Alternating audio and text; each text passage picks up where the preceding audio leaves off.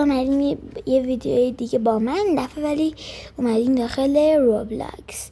این اسکین جدیدمه که با روبیکس خریدم. به نظرتون خوشگله یا نه؟ تو کامنت بگید. خیلی خوب بچه، این دفعه توی روبلاکس ما میخوایم چیکار کنیم؟ میخوایم با صدا لوگو رو تشخیص بدیم. خودتونم تو کامنت ها حالا جوابو به من بگید.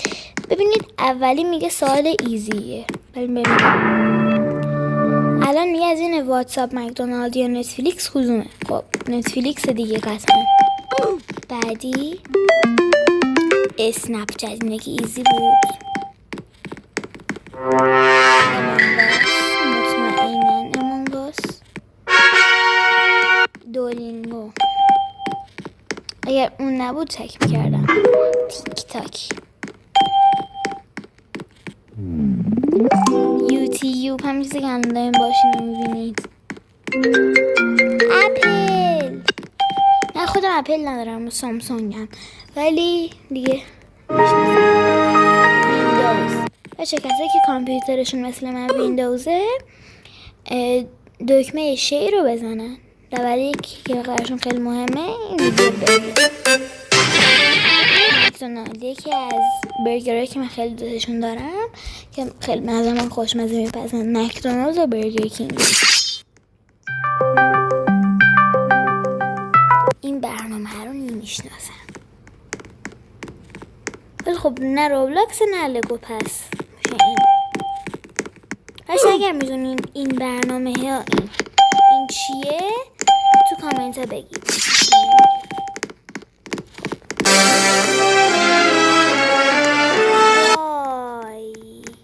دیزنی خیلی واقعا چیز خوبی ساخته. واتساپ الان همه تو بلده رو بخوام، ولی واتساپ حالا یه چیز جدید. بفرمایید دیگه، خدا دادین دیگه. نه برگر مکدونالد خیلی برگر خوبی میسازن. سوپر ماریو که دیگه استفاده نمیشه. بچه سوپر گالاکسی ماریو رو دیدین؟ اگر دیدین این ویدیو رو Only from Pizza Hut. No one out Pizza Hut. پیتزا هات. این چی بود میدیو؟ خودش داره میگه پیتزا هات. یه مشکلی داره. اهلش نیستم. شما اگر هستید تو کامنت بگید. بازی بود هستم هنوز بازی میکنم.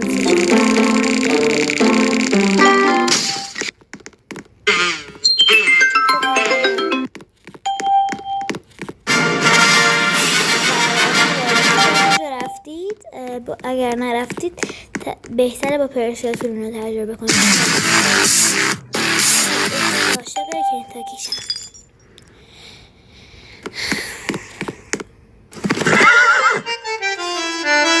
فراری. خب الان ما باید اینجا چیکار کنیم؟ skip the bridge.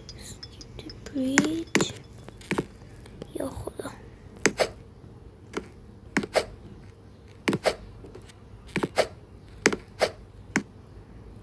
ای چقدر از این پولو بدم میاد. یا خدا. خب بچه ها این چالش رو بردم.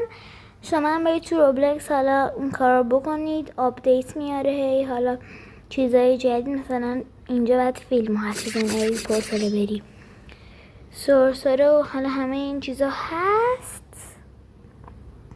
و اینکه خودتون چالش رو انجام بدید. تا یه ویدیوی دیگه، خدافظ.